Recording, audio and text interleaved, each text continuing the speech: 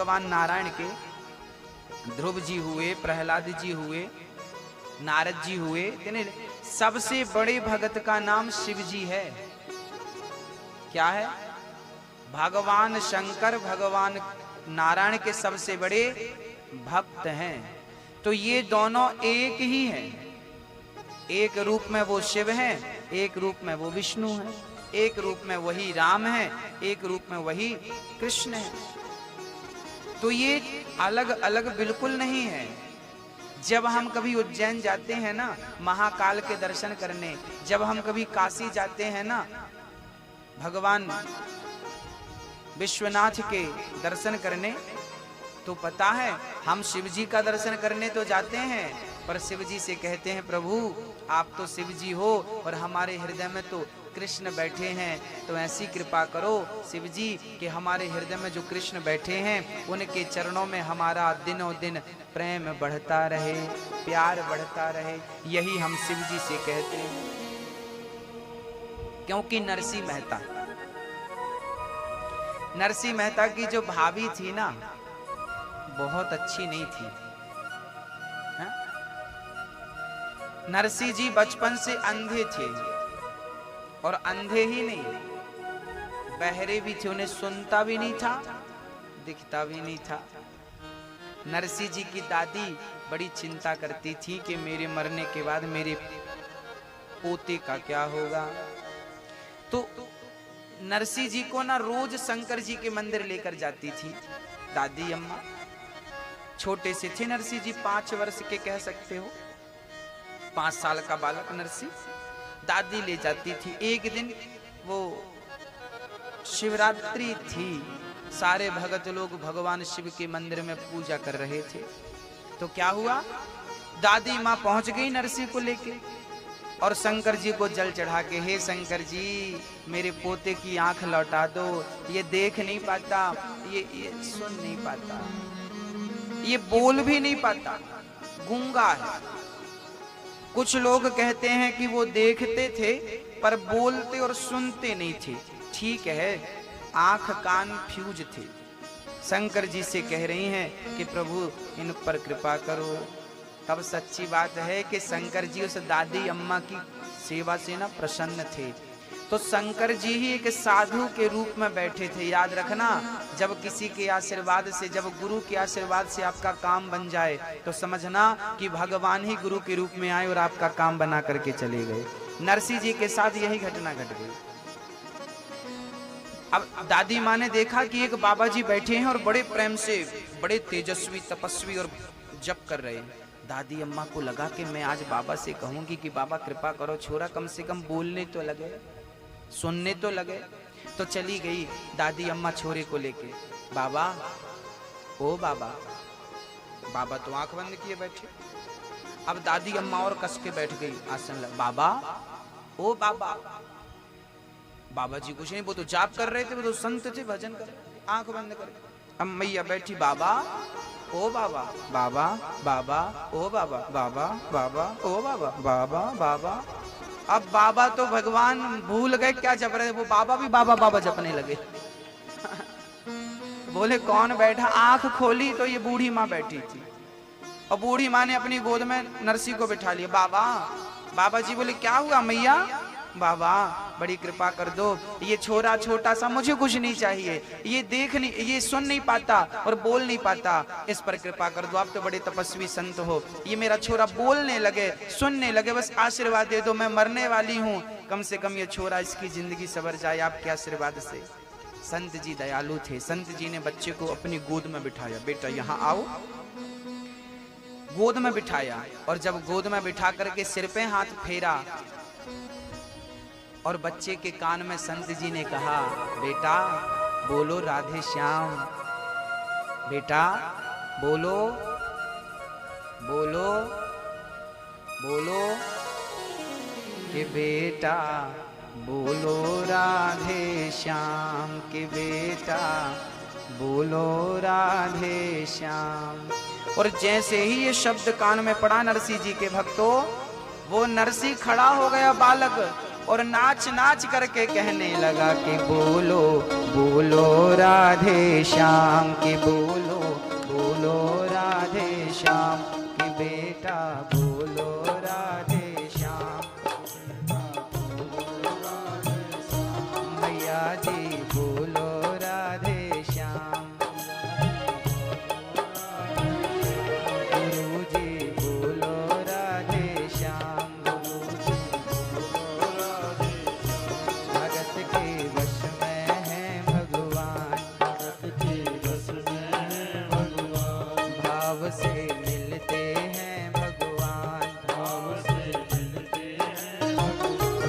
बेटा बोलो राधे श्याम। भगत के वश में है भगवान। नरसिंह जी ने जब प्रेम से वो राधे श्याम सुना, नाचने लगे। अब तो दादी अम्मा बड़ी खुश, बाबा के चरणों में गिर पड़ी। अब दादी ने तुरंत अपना बटुआ निकाला, देखने लगी कितनी चिल्लर है, कितना चढ़ा दूं। जितना था उसके पॉकेट में सब बाबा जी के पांव में डाल दिया। महाराज, सबसे बड़ी संपत्ति आपने हमें दे दी, हमारे बच्चे की वाणी लौटा दी, कान दे दिए, सब रख लो। बाबा जी बोले ये सब मेरे काम का नहीं, उठा और ले जा। संत जी जैसे ही वो नरसी का हाथ पकड़ के दादी अम्मा आगे बढ़ी और पलट कर देखा, वहां कोई बाबा नहीं था, कोई संत नहीं था। सब भगवान शिव ही कान देने के लिए और वाणी देने के लिए पहुंचे थे। नरसिंह जी के गुरु स्वयं भगवान शिव हैं। ये तो नरसिंह जी के बचपन की कथा थी। अब मैं आपको नरसिंह जी की जवानी की कथा सुनाता हूं। नरसिंह जी जब जवान हुए तो उनकी दादी मां मरने के पहले नरसिंह का विवाह कर देती है। नरसिंह जी का विवाह हो जाता है। अब जब विवाह हुआ तो घरवाली बहुत अच्छी थी, पर जो भौजाई थी ना, ये ठीक नहीं थी। क्योंकि नरसिंह जी कोई काम धाम करते नहीं थे, तो अपने भाई का ही खाते थे, उनकी भाई की कमाई की रोटी। नरसिंह जी के जो भाई थे वो राजा के यहाँ काम करते थे, मतलब वो सरकारी नौकर थे, तो उन्हें अच्छा खासा मिल जाता था, तो उसी रोटी को ये भी खाते। अब भाभी कहती देखो इतनी महंगाई में हम दो लोगों का पेट निठल्ला घर पे बैठा रहता नरसिंह। और नरसिंह जी क्या करते थे, बोले सुबह से शाम तक बस राधे श्याम के बोलो बोलो राधे श्याम। बस सुबह से शाम पत्नी से भी कहते तुम भी बोलो, और भाभी से भी कहते, पर भाभी काय को बोले, भाभी चुप चुप, ये खाने देगा राधे श्याम तुम्हारा, दिन भर कमा के लाते, हमारे पति तुम घर में बैठे खाते हो दोनों। एक दिन तो भौजाई ने नरसिंह की पत्नी को घर से निकाल दिया, चल यहां से, कोई काम नहीं तेरा। बहुत अपमान किया, बहुत। नरसिंह को बासी रोटी खाने देती, पड़ा रहता। एक दिन तो घर से निकाल दिया। नरसिंह जी को बहुत बुरा लगा। नरसिंह जी एक दिन घर से निकल गए, जंगल की ओर चल पड़े। चलते चलते घनघोर जंगल में आप प्रवेश करते हैं। वहीं शिव जी का एक छोटा सा मंदिर था, शिवलिंग था। नरसिंह जी भूखे और प्यासे थे। जब शिवलिंग के पास, मंदिर के पास पहुंचे तो उन्हें मूर्छा आई और वो धड़ाम से शिवलिंग के ऊपर गिर पड़े। और 7 दिन तक वो उसी शिवलिंग पर, शिव जी के ऊपर हाथ रख करके नरसिंह जी पड़े रहे। ना तो पानी पिया आपने, ना तो भोजन किया, बस पड़े रहे शिव जी के चरणों में। शिव जी को दया आई कि मेरा भगत मेरे दर पे पड़ा है, बिना खाए बिना पिए। भगवान शिव प्रकट हो गए। बेटा सिर पे हाथ रखा तो उनको शक्ति प्राप्त हुई। नरसिंह जी को कहा पुत्र तुझे क्या चाहिए? हाँ, शंकर जी बोले क्या चाहिए? तो नरसिंह जी कहते हैं हे शिव जी मुझको और कछु ना चाहिए, बस राधा कृष्ण मिलई दे, मुझको और कछु ना चाहिए। देखो नरसिंह जी ने क्या बोला। चाहते तो शंकर जी थे, मांग लेते कि हमें भी धन धान्य दे दो, दौलत दे दो ना। जिसकी दौलत ये है वो ये मांगता है, अरे मेरी माँ, किसी के कान में हीरा, किसी की नाक में हीरा, कोई हीरा मोती को कीमती मानता है, किसी के कान में हीरा, किसी की नाक में हीरा। क्या कहें हम आपसे, हमारे तो श्याम सुंदर ही हमारे हीरा है। इस हीरा से बढ़ करके कौन सा हीरा है बताओ, इससे बढ़ करके कौन सी संपत्ति है। तो नरसिंह जी ने कहा, मुझको और कछु ना चाहिए, बस राधा कृष्ण मिले दे। मैं तो शिव ही शिव को ध्याऊं और चावल चंदन चढ़ाऊं।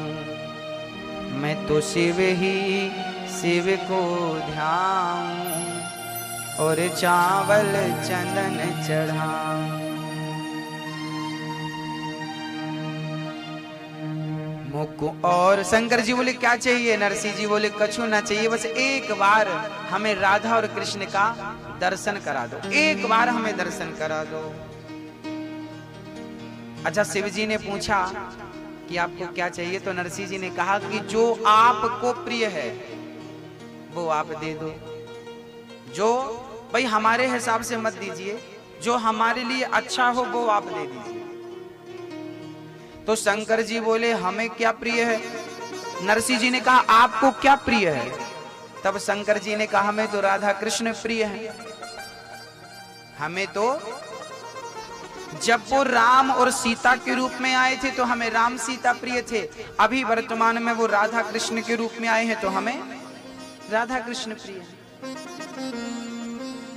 हाँ, तो हमें राधा, शंकर जी बोले तो हमें तो राधा कृष्ण प्रिय है, तो आपको क्या चाहिए? नरसिंह जी बोले तो हमें भी बस वही तो चाहिए, कुछ नहीं चाहिए, आप एक बार दर्शन करा दो। नरसिंह जी ने जिद करी, शंकर जी बोले संभव नहीं है आपको दर्शन कराऊं। नरसिंह जी बोले तो फिर मैं आपके चरणों में पड़ा रहूंगा। देखिए आपके हृदय में कृष्ण के प्रति प्रेम है और शंकर जी मिल जाएं तो आपको क्या कहना है? बोले शंकर जी से कहना है कि प्रभु मुझे राधा कृष्ण से मिला दो। शंकर जी जा रहे हैं नरसिंह को लेकर, राधा कृष्ण से आपने दर्शन कराया, मिलाया, रास में सम्मिलित किया।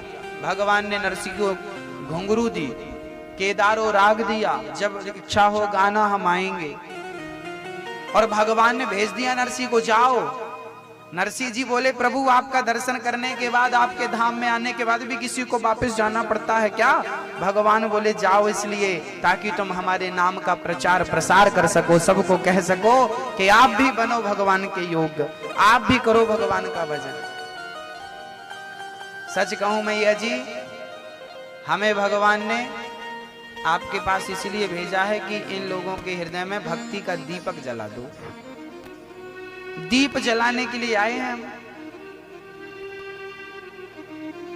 भगवान ने हमें अपने प्रचार प्रसार में, अभी चुनाव का माहौल है, सब लोग चुनाव का प्रचार कर रहे हैं, हमारा तो 12 महीने माहौल रहता, ठाकुर जी का प्रचार करना रहता है, भगवान का प्रचार करना रहता है,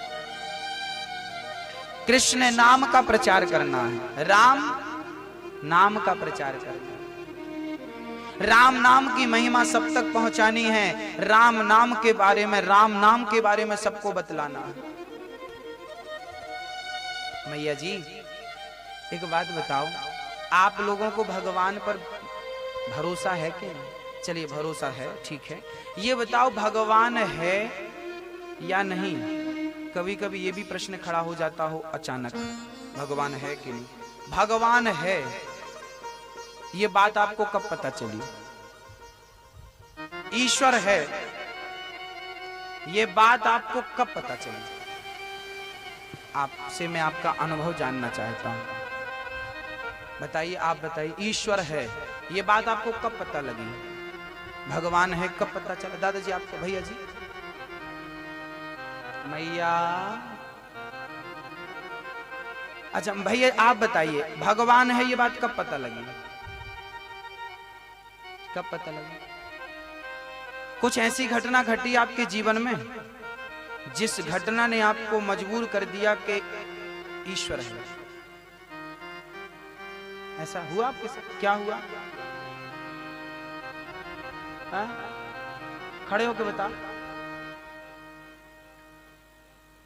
मैं माइक दे दो, अच्छा लगेगा, सबको पता चलेगा।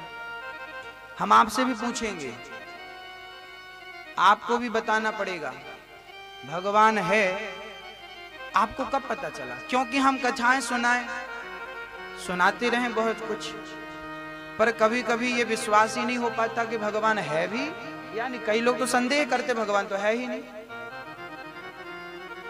तो हम चाहते हैं कि बिल्कुल क्लियर रहे, है या नहीं है। तो फिर पता कब लगा हमें?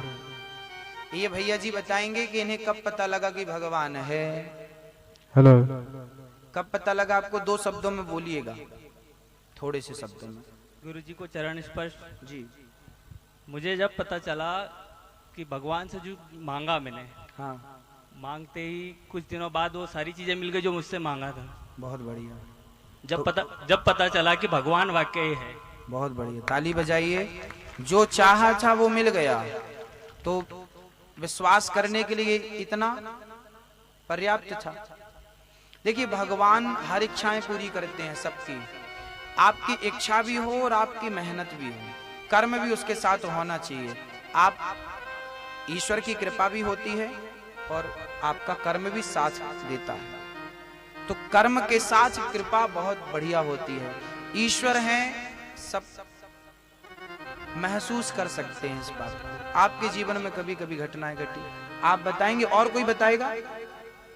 आप बताओ, आओ आगे, जल्दी दौड़ के आओ, पैदल नहीं आओ, फास्ट आओ। हेलो, बताओ कि आपको कब पता चला कि भगवान है?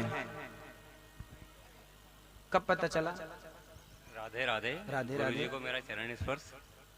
गुरुजी, मैं एक समय स्कूल बस में जा रहा था। हाँ मतलब करीब गाड़ी 40 की स्पीड पर चल रही थी। हाँ। और चौराहे पे, मतलब बीच चौराहे पे एक दादा है, कम से कम 60 साल की उम्र थी।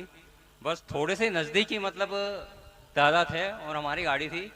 और मेरे जेब में शिव शक्ति का, भोलेनाथ का फोटो रखा हुआ था, जो मैं गाड़ी में लगाने के लिए गया था। तो जब वो गाड़ी अचानक रुक गई तो मैंने सोचा मतलब साक्षात भगवान है। अच्छा, अचानक रुक तो गई? अचानक रुक गई और ड्राइवर को भी पता नहीं चला। बहुत बढ़िया। ये कभी कभी चमत्कार चमत्कार बहुत सारे होते हैं आपके जीवन में, हमारे जीवन, हमें पता नहीं चलता। जय हो। और मैया जी, आप लोग बताएंगे क्या कि आपको कब पता चला कि भगवान है?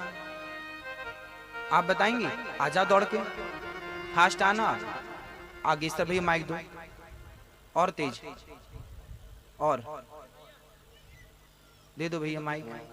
मैया जी बताएंगे इन्हें कब पता चला? राधे राधे। जब मैं ध्यान करने लगती हूँ, जब मुझे भगवान तो नहीं दिखते हैं मगर उनका प्रकाश जरूर दिखता है, तभी मैं जान जाती हूँ कि स्वयं भगवान है। बहुत बढ़िया, प्रकाश दिखता है आपको, बढ़िया है, अच्छा है।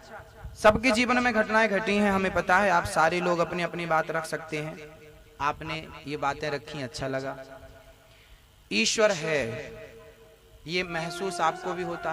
अच्छा, जिनको महसूस हो जाता है वो उनके दीवाने हो जाते हैं। और जो लोग कहते हैं भगवान नहीं है, अर्थात इनको अभी तक भगवान का अनुभव नहीं हुआ।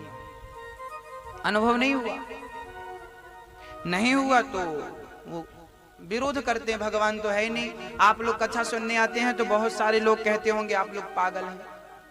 आप लोग कथा सुनते हैं, 3 घंटे बैठे रहते हैं, क्या मिलता है? कई लोग कहते भी होंगे उनको अनुभव नहीं हुआ, उनको अनुभव नहीं हुआ। देखिए, कोई कहता है कि मैं नास्तिक हूं, नास्तिक जैसा कुछ होता नहीं है। नास्तिक जैसा इस सृष्टि में कोई भी नास्तिक नहीं है। तो फिर लोग कहते हैं मैं तो भगवान को नहीं मानता, तो वो तो नास्तिक हो गए ना। देखिए, आप किसान हैं, बहुत अच्छे से समझ लेंगे। गेहूं, यदि हम गेहूं को पानी में ना डालें, खेत में ना डालें, तो क्या कभी वो अंकुरित होगा? बोलो, नहीं होगा। और आप रात को पानी में डाल दो तो सुबह तक 10 बजे 12 बजे तक वो अंकुरित दिखता है आपको। और पानी में नहीं डालो तो खराब हो जाएगा, वो घुन जाएगा, पर वो अंकुरित नहीं होगा। नमी ना मिले तो अंकुरित नहीं होगा। अंकुरित शक्ति तो है हर गेहूं के दाने में, पर मिलना जरूरी क्या है? बोले पानी, नमी मिल जाए तो वो अंकुरित हो जाता है। ऐसे ही जैसे हर गेहूं के दाने में अंकुरित शक्ति होती है, बस जल मिलने की देर है, ऐसे ही हर व्यक्ति के अंदर परमात्मा होता है। सत्संग का जल मिल गया तो वो अंकुरित हो जाता है, प्रेम अंकुरित हो जाता है, भक्ति अंकुरित हो जाती है। और जिसे सत्संग नहीं मिलता अंकुरित नहीं हो पाता। फर्क इतना। मेरे साथ कई बार ऐसे लोग आए, गुरुजी हम कभी सत्संग सुनते ही नहीं थे, कभी हम भगवान को मानते नहीं। हजारों लोग ऐसे आ चुके हैं जो भगवान को नहीं मानते थे, ईश्वर पे विश्वास नहीं करते थे, आज वही सबसे बड़े दीवाने हैं भगवान के। ऐसे हजारों केस मेरे साथ हो चुके, हजारों लोग हो चुके, एक दो नहीं। अर्थात इनके हृदय में भक्ति तो थी, पहले से प्रेम तो था, बस सत्संग का अभाव था। सत्संग का जल डाला, भक्ति अंकुरित हो गई, प्रेमी हो गए, दीवाने हो गए। कोई नहीं है इस दुनिया में जो नास्तिक हो। देखो मैया जी, भगवान चीज क्या है, ईश्वर क्या है, वो कैसा है, उसके बारे में लोग क्या क्या कहते हैं। इसका एक छोटा सा एग्जाम्पल देता हूं। ईश्वर, हिंदू कहता है कि ईश्वर भगवान है, ये राम है, ये कृष्ण है। मुसलमान कहते हैं ईश्वर अल्लाह, उसे अल्लाह कहते हैं। सिख कहते हैं ये वाहिगुरु है। तो क्रिश्चियन लोग कहते हैं कि ये ईसा मसीह है। कोई उसे गॉड कहता है, कोई उसे अल्लाह कहता है, कोई उसे भगवान कहता है। अब कंफ्यूज ये है, बात ये है कि क्लियर क्या है, क्या सही है, क्या गलत है। आज मैं आपको ये बात समझाऊंगा। एक विद्यालय था, वो अंधों का विद्यालय था, अंधे विद्यार्थी थे सारे, जिनकी आंखें नहीं। एक दिन गांव के अंदर हाथी आ गया, बड़ा सा घंटा गले में था, टन टन टन टन बज रहा था। गुरुजी अंधे विद्यार्थियों को शिक्षा दे रहे थे, सुबह 10 बजे का समय था। अंधे विद्यार्थियों ने कहा, गुरुजी ये आवाज किसकी आ रही है? गुरुजी ने कहा, बेटा गांव में हमारे हाथी आया है। शिष्यों ने कहा, गुरुजी ये हाथी क्या होता है? गुरुजी बोले, बेटा काश तुम्हारी आंखें होती तो तुम देख लेते कि हाथी क्या, मैं तुम्हें कैसे समझाऊं। तो चेलों ने कहा, गुरुजी हमारी आंखें नहीं है, फिर भी हम हाथी को देखना चाहते हैं, आप हाथी से कहो कि वो हमारे पास आए। गुरुजी बोले, बेटा आपकी आंख नहीं है, आप कैसे देखोगे? चेला बोले, गुरुजी हम छू करके देख लेंगे, हाथ से छू करके देख लेंगे, स्पर्श। गुरुजी को लगा ये विद्यार्थी हैं, भोले हैं, दिखा देते। हाथी को रोका, महावत हाथी को रोक दो थोड़ा, हमारे विद्यार्थी स्पर्श करके देखना चाहते, छू करके। महावत ने हाथी को खड़ा कर दिया और गुरुजी ने एक एक से भेजा, पहले तुम जाओ। तो एक गया और हाथी के पांव से लिपट गया। पांव बड़ा खंबे की तरह मोटा हाथी का, उसको लगा अच्छा ये हाथी है, लंबा लंबा खंबे की तरह। वापस आ गया, फिर दूसरे विद्यार्थी को भेजा, तो वो सूंड थी, सूंड से लिपट गया। अच्छा ये हाथी है, ऊपर मोटा है, नीचे पतला, और नीचे हाथ डाला तो 2 छेद थे। अच्छा ये है हाथी, वो भी आया। तीसरा गया तो पूंछ पकड़ लिया, पीछे पूंछ, अच्छा ये है पतला, अच्छा नीचे झाड़ू, वो झाड़ू लगाने लगा। अच्छा ये तो झाड़ू है, हमारे घर पे झाड़ू ऐसे ही थी, अच्छा हो सकता है ये हाथी हो। आ गया, तब तक हाथी महाशय बैठ गए। तब तक चौथा चेला आया तो उसने बैठे हुए हाथी का पेट पकड़ लिया। अब लंबा लंबा दीवार की तरह, यहां से वहां तक दीवार ही दीवार। उसको लगा अच्छा हाथी दीवार की तरह होता है।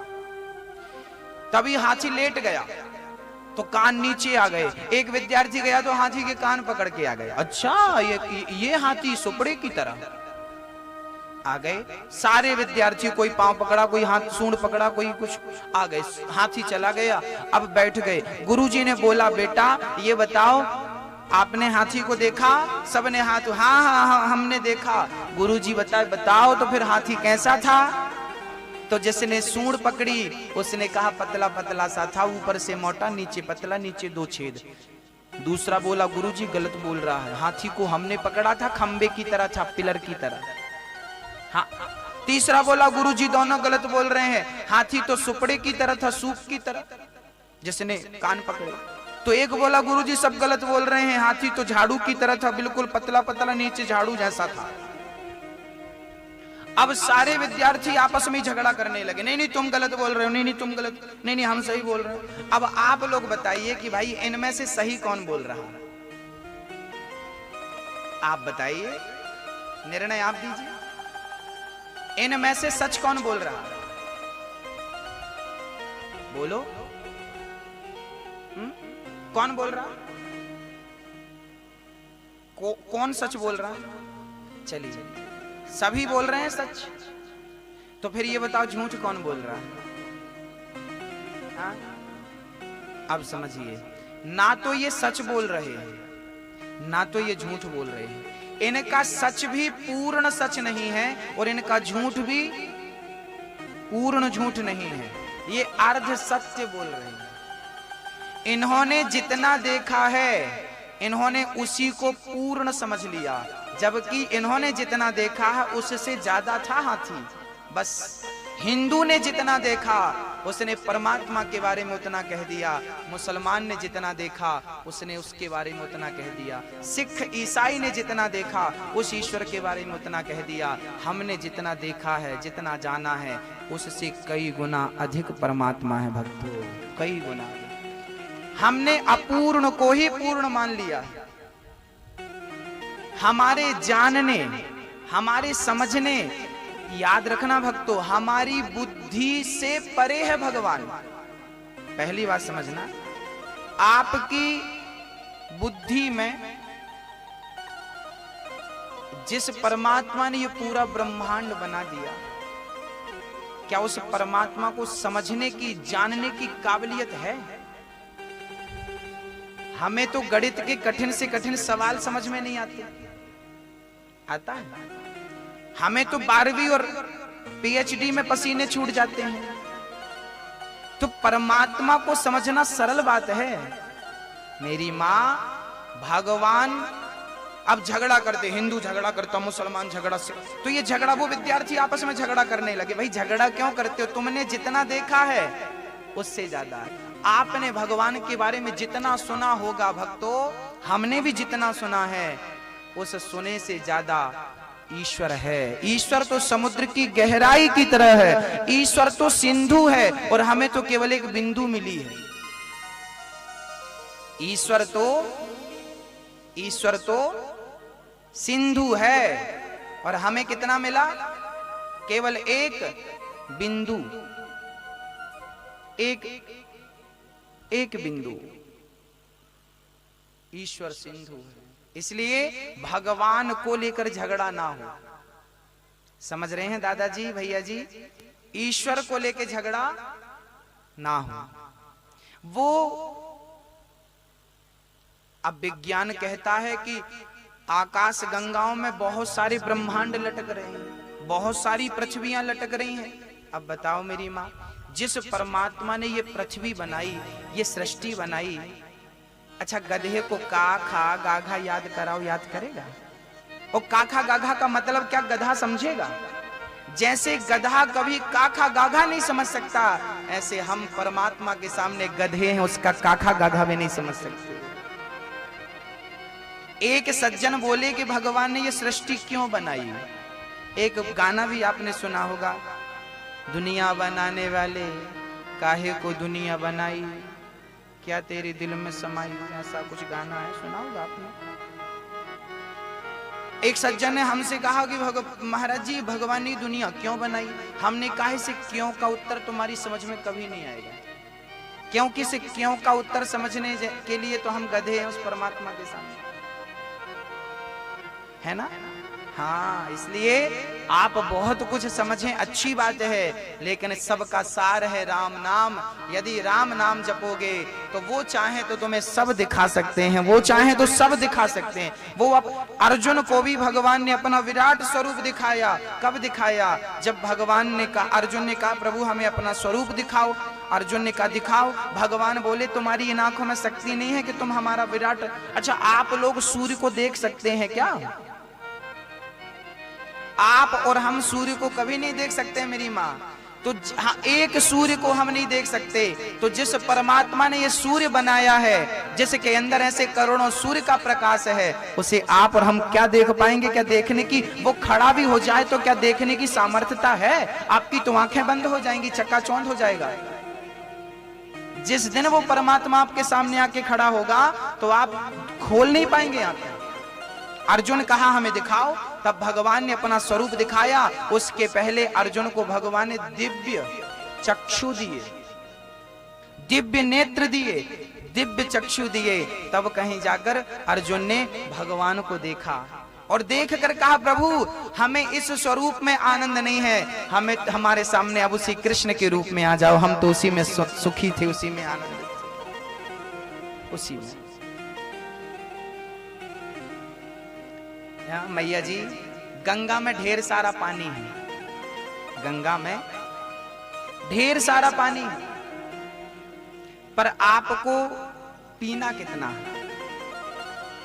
अधिक से अधिक 1 लोटा, और अधिक तो 2 लोटा, 1 बाल्टी।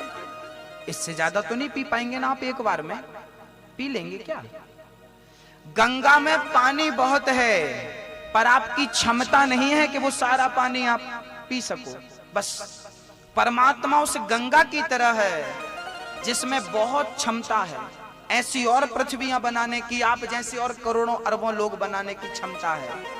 बस आप तो नाम, राम नाम का एक लोटा लीजिए और राम नाम का प्याला पीजिए, उसी से संतुष्ट रहिए, वही सार है। कलयुग केवल नाम आधारा, सुमरि सुमरि नर उतरहि, चक्कर में नहीं पड़ो।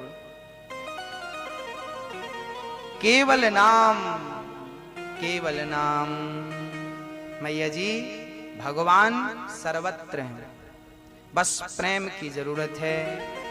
भगवान श्री कृष्ण को आज नंद बाबा देखने लगे, कितना सुंदर श्रृंगार, कितना सुंदर भगवान की शोभा थी।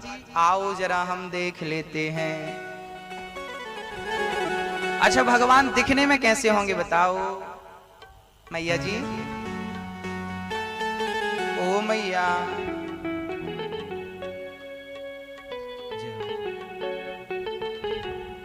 कैसे हैं भगवान? नाम तुम्हारा पालनहारा, जाने कब दर्शन होगा, जिसकी रचना इतनी सुंदर, वो कितना सुंदर होगा। मैया जी, तोता अच्छा दिखता है कि नहीं? है ना? ये देखो जब बरसात होती है ना तो पूरा हरा भरा। मैया जी बैठ जाओ,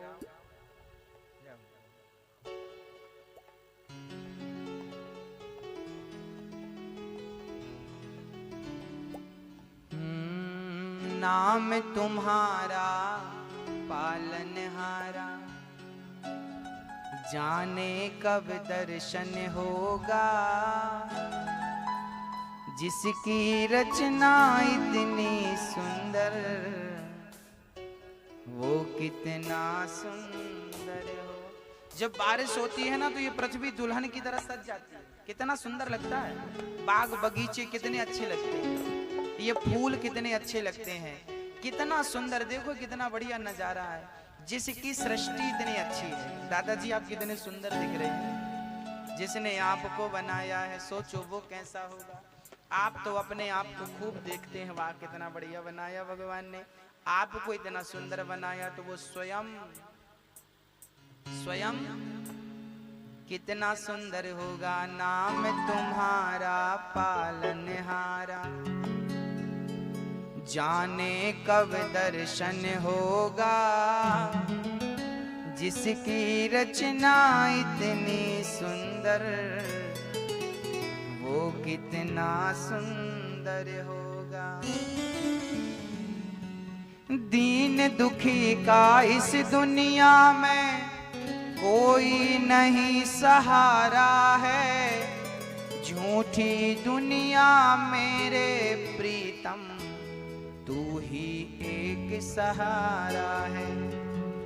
कृष्ण दरस यदि करना हो तो, कृष्ण दरस यदि करना हो तो। जन्म की चर्चा सुनाते हैं। वृषभानु जी बरसाने के राजा थे। अच्छा, एक बात और ध्यान से सुनना, भगवान कृष्ण चंद्रवंशी थे, जबकि राधा रानी सूर्यवंशी थी। ये जो वृषभानु जी है ना, ये राम के वंशज हैं। वृषभानु जी राम के बच्चे, फिर लव कुश हुए हैं, फिर उनके उनका बहुत विस्तार मिलता है, शास्त्रों में सब लिखा है। उन्हीं के वंश में वृषभानु जी हैं। तो बरसाने में वृषभानु जी रहते थे। राधा की माँ का नाम पता है आपको? राधा मैया जी की माँ कौन थी? हाँ? पता किसी को? कीर्ति। एक दिन वृषभानु जी जा रहे थे तो सरोवर के पास एक छोटी सी नन्ही सी कन्या कमल दल पर पड़ी थी। वृषभानु जी अपना रथ रोकते हैं और एक दिव्य कन्या को देखते। आहा, इतनी सुंदर। वृषभानु जी ने उठा लिया, आसपास देखा कि इसके माँ बाप कौन है, कोई नजर नहीं आया। तो वृषभानु जी अपने घर ले आए। अच्छा, वृषभानु जी के कोई संतान नहीं थी, तो उन्होंने राधा जी को पाल लिया। पर राधा जी की आंख बंद थी, तो नगर में हल्ला हो गया कि वृषभानु के यहाँ छोरी तो हुई है, पर वो अंधी है। तो राधा जी की आंखें बंद थी। सब लोग कहने लगे थे कि ये छोरी अंधी है, पर ये अंधी ही रहेगी, ये देख नहीं पाएगी, क्योंकि इसकी आंखें खुल ही नहीं रही। अच्छा, राधा जी जानबूझकर अपनी आंखें खोल नहीं रही थी। जब राधा जी ने सुना कि भगवान कृष्ण प्राकट्य हो गया है, क्योंकि जब गोलोक धाम से भगवान श्री कृष्ण ने राधा से कहा कि राधा पहले आप जाओ, तो पहले राधा बोली प्रभु पहले आप जाओ, बाद में मैं आऊंगी। कन्हैया बोले नहीं, पहले आप जाओ। जिद करके कृष्ण जी ने राधा को पहले भेज दिया। तो राधा बोली मैं आ तो जाऊंगी, पर मैं वहां देखूंगी किसे? भगवान बोले मैं आऊंगा। राधा बोली फिर जब आप आएंगे तभी मैं अपने नेत्र खोलूंगी, उसके पहले किसके लिए खोलूंगी?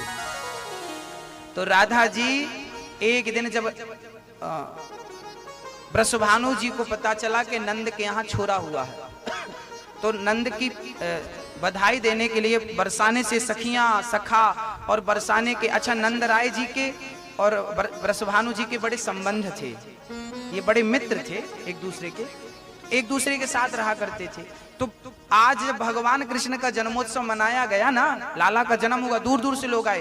वृषभानु को पता चला कि मेरे सखा के घर पर छोरा हुआ बुढ़ापे में, तो लो भैया, वृषभानु की पत्नी वृषभानु जी, अब राधा भी आई, छोटी सी थी, गोद में लेके कीर्ति जी आई। अब यशोदा ने देखा कि बरसाने से वृषभानु जी और कीर्ति जी आई हैं। कीर्ति जी के हृदय से लग गई यशोदा, और छोरी को देखते यशोदा रोने लगी, भगवान मैंने सुना कि आपको छोरी हुई, पर वो अंधी हुई, बड़ा दुख है। कीर्ति जी ने कहा कोई बात नहीं, आपके बेटा हुआ है, बड़ी खुशी की बात है। तो राधा बोली कीर्ति आओ, हम आपके पांव धो करके आपको भोजन कराएं। तो राधा जी को लेकर के यशोदा कन्हैया पालने पे लेटे थे, तो कन्हैया के ही पलने पे राधा रानी को यशोदा ने लिटा दिया और कीर्ति भोजन करने लगी यशोदा के साथ। अब यहाँ एक ही पलने पे कन्हैया जी पड़े थे, उसी पलने पे राधा जी आ गई।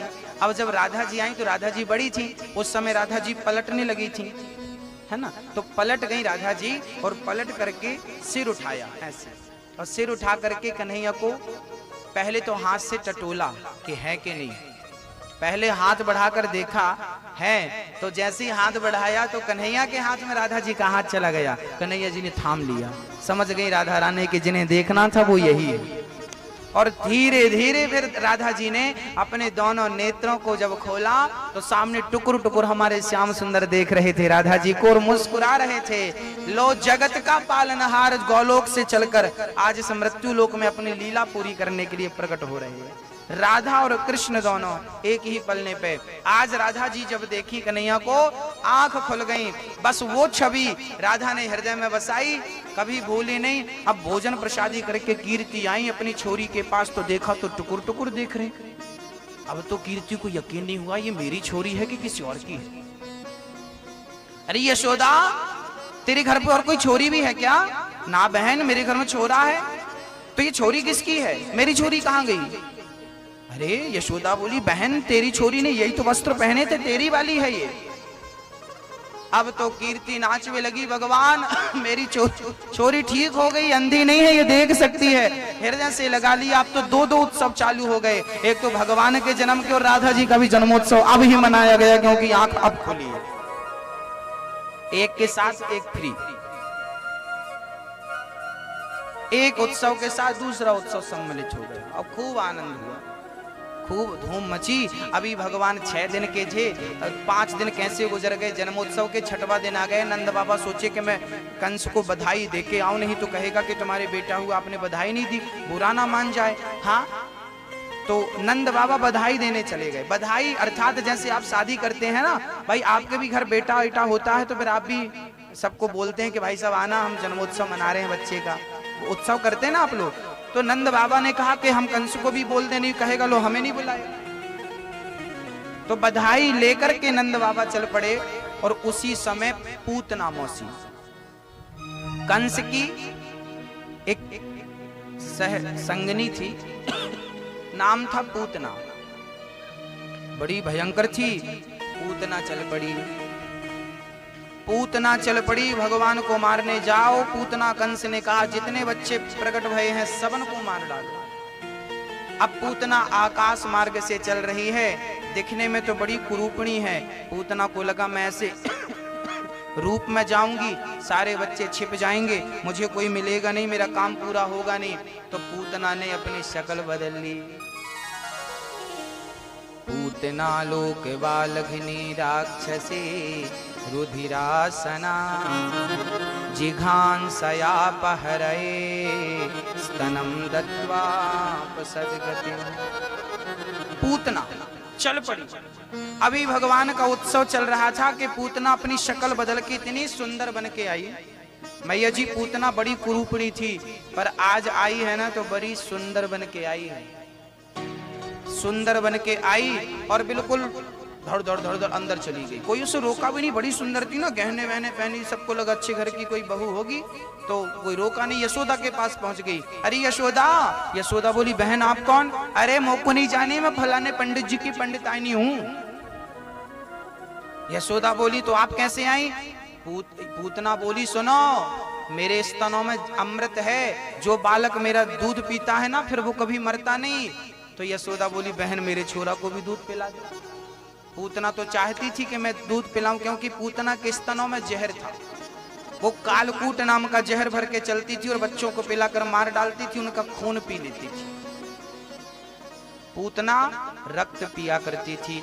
अब कन्हैया पालने पे लेटे थे और यशोदा मैया बोली अच्छा बहन यशोदा थोड़ा मुझको पानी पिलाए दे। तो यशोदा पानी लेने अंदर गई और पूतना कन्हैया को मारने के लिए कन्हैया की ओर बढ़ी। और जैसे ही मेरे गोविंद ने पूतना को देखा समझ गए कि ये मुझे मारने आई है, इसका सुंदर शरीर है। भगवान ने कहा इसको देख के नेत्र ही बंद कर लूं।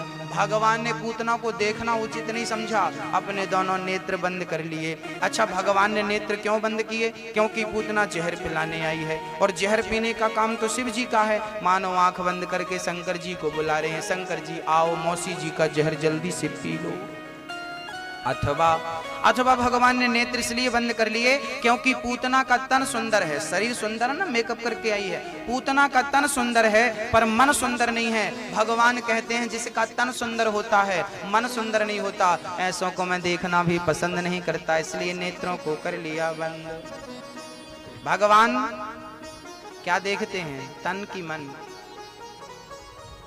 क्या देखते हैं? निर्मल मन जन सो मोहि पावा, मोहि कपट छल छेद्र न भावा। निर्मल मन चाहिए और पूतना सज के आई। इसलिए मेरी मैया जी शरीर को सजाने से पहले, तन को सजाने से पहले मन को सजाओ। जो मन की मैल न धोई गंगा गया तो क्या हुआ। गंगा में जाकर बंदे तन की तू मैल धोता। गंगा में जाकर बंदे, आप लोग गंगा जाते हैं ना तो मैल कहाँ की साफ होती है? तन की, शरीर की। गंगा में जाकर बंदे तन की तू मैल धोता। जो मन की मैल न धोई, जो मन की मैल न धोई गंगा गया तो क्या हुआ। तन को धोया मगर मन को धोया नहीं। बाद अमृत पिलाने से, बाद गंगा नहाने से क्या फायदा। तन को धोया मगर मन को धोया नहीं। बाद अमृत पिलाने से क्या फायदा। आप लोग कभी गंगा नहाए कि नहीं? कौन कौन नहाया? स्नान किस किस ने एक बार भी किया हो अपनी जिंदगी में तो हाथ उठा लो। दादाजी आप मुझसे हो जाओ। सबने मैया पंचायत करने को नहीं कहा, हाथ उठाने को कहा था। मैया गंगा, गंगा नहाए आप। अच्छा अब की बार कभी, अब नीचे कर लो हाथ। अब कभी गंगा नहाने जाना तो हम जैसा कहते हैं वैसा कर लेना। अब की बार कभी गंगा जाओ तो आप ना अपने घर से एक सीसी में अपने घर की नाली का पानी भर लेना। एक सीसी में नाली का पानी भर लेना, सीसी का ढक्कन लगाना, अपने झोले में रखना, साथ में गंगा जी लेके जाना। और जब गंगा जी जाओ तो गंगा जी में डाल देना वो सीसी, पड़ी रहने देना। जितने दिन गंगा रुको आप, 2 दिन 4 दिन 6 दिन रुको। जब आने लगो तो वो सीसी निकाल लेना गंगा जी से और निकाल करके झोले में रख के ले आना। फिर वही चरणामृत सबको बांटना। कोई पिएगा? आप ही पी लो पहले।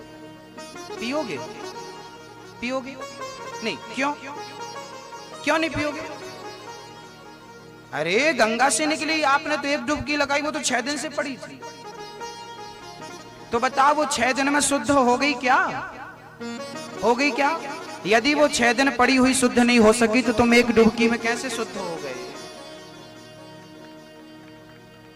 तर्क क्या है?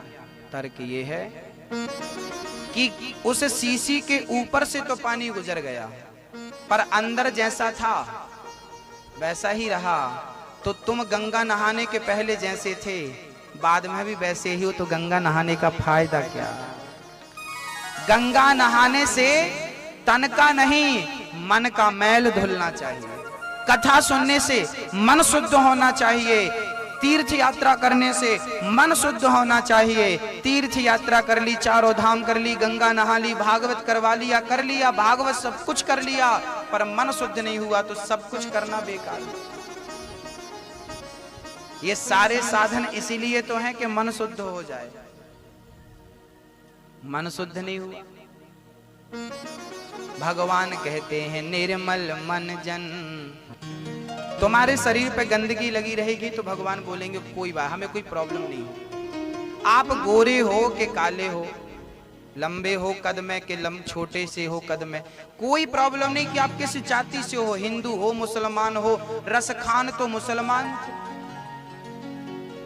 हाँ बताओ कहाँ मिलेंगे श्याम।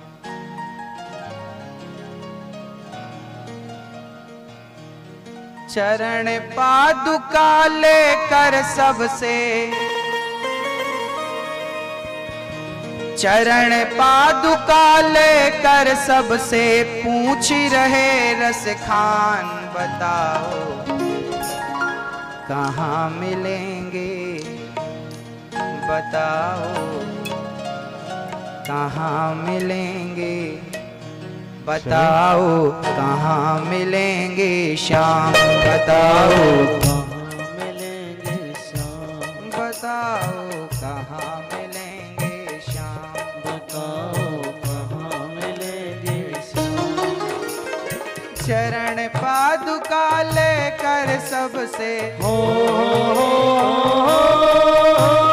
चरण पादुका लेकर सबसे पूछ रहे रस खान, बताओ कहाँ मिलेंगे श्याम, बताओ कहाँ मिलेंगे श्याम, बताओ कहाँ मिलेंगे श्याम, बताओ कहाँ मिलेंगे श्याम। एक मुसलमान थे, जाति के मुसलमान।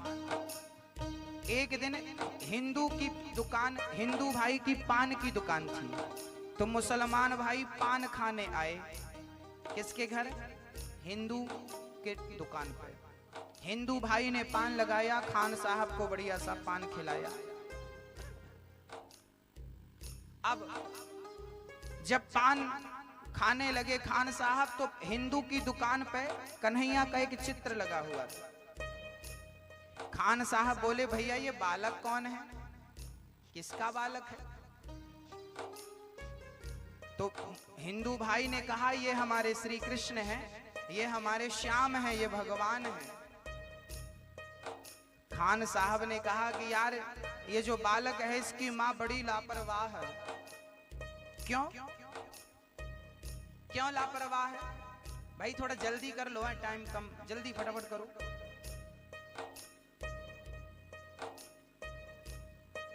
जल्दी, ये सब सुबह कर लेना चाहिए था। चढ़ो चढ़ो चढ़ो।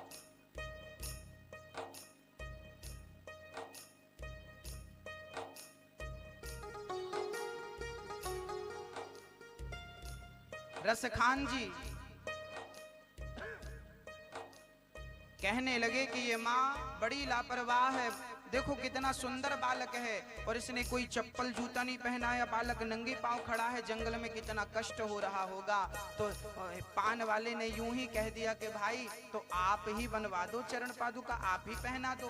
खान साहब को बात अच्छी लगी और खान साहब गए और कन्हैया के लिए बढ़िया सी चरण पादुका बनवा करके, बना करके और लेकर आए और पान वाले से कहने लगे, बताओ कहाँ मिलेंगे श्याम, बताओ कहाँ मिलेंगे श्याम, कहाँ मिलेंगे श्याम, बताओ कहाँ मिलेंगे श्याम। चरण पादुका लेकर सबसे, चरण पादुका लेकर सबसे पूछ रहे रस खान, बताओ कहाँ मिलेंगे श्याम, बताओ कहाँ मिलेंगे श्याम। खान साहब ने पूछा, भाई ये कहाँ मिलेंगे, कहाँ मिलेंगे बताओ। पान वाले ने कहा, भाई मुझे नहीं पता कहाँ मिलेंगे, किसी और से पूछो। अब खान साहब सबसे पूछने लगे कहाँ मिलेंगे। लोगों ने कहा, भाई तुम किसे ढूंढ रहे हो? खान साहब बोले, हम श्याम को ढूंढ रहे हैं। तो किसी ने कहा, वो श्याम दिखता कैसा है, जरा हुलिया तो बताओ। तो खान साहब कहते हैं, वो कैसा दिखता है जरा ये भी सुन लो। वो नन्हा सा बालक है, सांवरी सी सूरत है, बाल उसके घुंघराले, पहनता मोर मुकुट है। बाल उसके घुंघराले, पहनता मोर मुकुट है, नैन उसके कजरारे, हाथ नन्हे से प्यारे, बाज पैजनिया पग में, बड़े दिलकश हैं नजारे। बाज पैजनिया पग में, बड़े दिलकश है नजारे। घायल कर देती है उसकी, हो घायल कर देती है उसकी छोटी सी मुस्कान। बताओ कहाँ मिलेंगे श्याम, बताओ कहाँ मिलेंगे श्याम, बताओ। खान साहब कहने लगे, वो नन्हा सा बालक है, सांवली सी सूरत है, बाल घुंघराले से हैं, मोर मुकुट सिर पे लगा हुआ है, पाँव में पायल है, मुस्कान तो ऐसी है कोई देखे तो पागल हो जाए। अब जिसको ये शकल बताई, सामने वाला समझ गया ये तो श्याम सुंदर की शक्ल है। तो सामने वाले ने कहा, भाई ये तो भगवान हैं, ये तो वृंदावन में मिलते हैं, यहाँ कहाँ खोज रहे हो। अब खान साहब सोचिए, वृंदावन का पता लेकर के चल पड़े वृंदावन की ओर। और जब वो वृंदावन पहुंचे तो ब्रजवासियों से पूछा कि भैया ये श्याम सुंदर का घर कौन सा। लोगों ने कहा, यहाँ तो हर बच्चे का नाम ही श्याम सुंदर होता है, तुम्हें कौन सा श्याम सुंदर चाहिए। बोले, जिसकी माँ का नाम यशोदा और पिता का नाम नंद बाबा हो, वो श्याम चाहिए। लोग समझ गए कि ये प्रेम का रोग लेकर आया है, भेज दिया बिहारी जी के मंदिर में। बोले, ये बैठे हैं सबके श्याम। खान साहब जाने लगे तो वहां के पुजारियों ने देखा ये तो मुसलमान है, तो पुजारियों ने रोका, रुको भाई तुम मुसलमान हो, यहाँ जाने की इजाजत नहीं है। तो खान साहब कहने लगे, मुझे ना रोको भाई, मेरी समझो मजबूरी, शाम से मिलने दे दो, बहुत है काम जरूरी। शाम से मिलने दे दो, बहुत है काम जरूरी। मैं बहुत दूर से आया हूँ और ये देखो चरण पादुका लाया हूँ, अपने श्याम को पहनाना चाहता हूँ, एक बार मिलने दे दो। पुजारियों ने कहा, तुम अंदर नहीं जाओगे। अब खान साहब ने मन में सोचा, कोई बात नहीं, मैं अंदर नहीं जा सकता तो क्या हुआ, मेरा श्याम तो चलकर बाहर आ सकता है। वो बाहर इंतजार करने लगे। सीढ़ियों पे मंदिर के डाल कर अपना डेरा, कभी तो घर के बाहर आएगा श्याम मेरा, कभी तो घर के बाहर आएगा श्याम मेरा। इंतजार करते करते ही हो इंतजार करते करते ही सुबह से हो गई शाम। बताओ कहाँ मिलेंगे श्याम, बताओ कहाँ मिलेंगे श्याम। खान साहब को शाम हो गई, देखो पर इंतजार कैसा था। खान साहब को शाम हो गई पर इंतजार छोड़ा नहीं कि फिर भी खड़े हैं। रात हो गई, सारे पुजारी चले गए, भगत जगत चले गए, पट बंद हो गए, भगवान के सोने का टाइम हुआ। अब मंदिर में दो ही लोग बचे, एक तो भगवान, एक भगत। अब खान साहब को नींद नहीं आई, रात भर जाग करके निकाल दी, पूरी रात। अब आए देखो, भगवान को पाने की प्रबल ऐसी इच्छा आपकी हो जाए ना कभी, तो आपको मिल जाएगा। उनके मिलने में देर थोड़ी है, हमारा हृदय तड़पता नहीं है उनके मिलने के लिए, उनकी ओर बढ़ता नहीं है। वो पागलपन नहीं है हमारे अंदर, वो तड़प नहीं है हमारे अंदर जो होनी चाहिए। खान साहब रात भर जागते रहे, जाग कर रात बिताई, सुबह होने को आई, तभी उसके कानों में कोई आहट सी आई। तभी उसके कानों में कोई आहट सी आई। वो आगे पीछे देखे, वो देखे दाएं बाएं, वो चारों ओर ही देखे कोई नजर ना आए। वो चारों ओर ही देखे कोई नजर न आए। झुकी नजर तो कदमों में ही, झुकी नजर तो कदमों में ही बैठा था नन्हा श्याम। बताओ कहाँ मिलेंगे श्याम, बताओ कहाँ मिलेंगे श्याम। चारों तरफ खान साहब ने देखा, नजर नहीं आए, और जब अपने पास अपने चरणों में देखा तो भगवान उन्हीं के चरणों में बैठे। खान साहब गदगद हो गए, खुशी से गदगद होकर गोद में उसे उठाया, लगा कर के सीने से बहुत ही प्यार लुटाया। लगा कर के सीने से बहुत ही प्यार जताया। पादुका पहनाने को चरण जैसे ही उठाया, नजारा ऐसा देखा कलेजा बाहर आया। नजारा ऐसा देखा कलेजा मुंह को आया। इतना दर्द देखा खान साहब ने भगवान के चरणों को जब देखा, तो चरणों को देखा चरण पादुका पहनाने के लिए, तो भगवान के चरणों में कांटे और कंकड़ लगे थे, छाले पड़े थे। खान साहब के मानो प्राण निकल जाएंगे, इतना कष्ट, इतना दर्द, प्रभु ये कैसे हो गया। तब भगवान बोले कि भक्ता, तू वृंदावन में बैठा है, तू जो छवि मेरी बसाया है ना दिल में, वो गोकुल वाले कृष्ण की छवि थी। तो मैं तेरे लिए गोकुल से दौड़कर वृंदावन आया, तो वहां से यहां तक पहुंचने में कांटे और कंकड़ लग गए। अब तो चरण को छू करके, चरणों को अपने नेत्रों के जल से धुल दिए खान साहब ने, और चरण पादुका पहनाई और हाथ जोड़कर कहा, प्रभु अब ये छवि आपकी मेरे दिल में बसी रहे, कभी निकले ना, बस मैं आपका गुणगान गाता रहूं, आपका ध्यान करता रहूं, मुझे और कोई संपत्ति नहीं चाहिए। खान साहब भगवान से कह रहे हैं,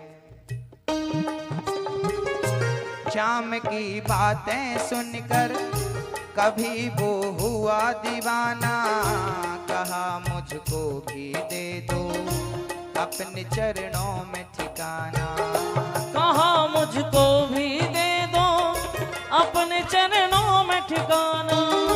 तू मालिक है दुनिया का ये मैंने जान लिया है, लिखूंगा पद तेरे ही ये मैंने ठान लिया है। लिखूंगा पद तेरे ही ये मैंने ठान लिया है। श्याम प्रेम रस बरसा करके, श्याम प्रेम रस बरसा करके खान हुए रस खान। बताओ कहाँ मिलेंगे श्याम, बताओ कहाँ मिलेंगे श्याम। बताओ कहाँ मिलेंगे श्याम, बताओ कहाँ मिलेंगे श्याम। बताओ कहाँ नहीं है श्याम, बताओ कहाँ नहीं है श्याम। प्रेम के भूखे हैं भगवान, प्रेम के भूखे हैं भगवान। भाव से मिलते हैं भगवान, भाव से मिलते हैं भगवान। भाव के भूखे हैं भगवान, भाव के भूखे हैं भगवान। भगत के वश में है भगवान, भगत के वश में है भगवान।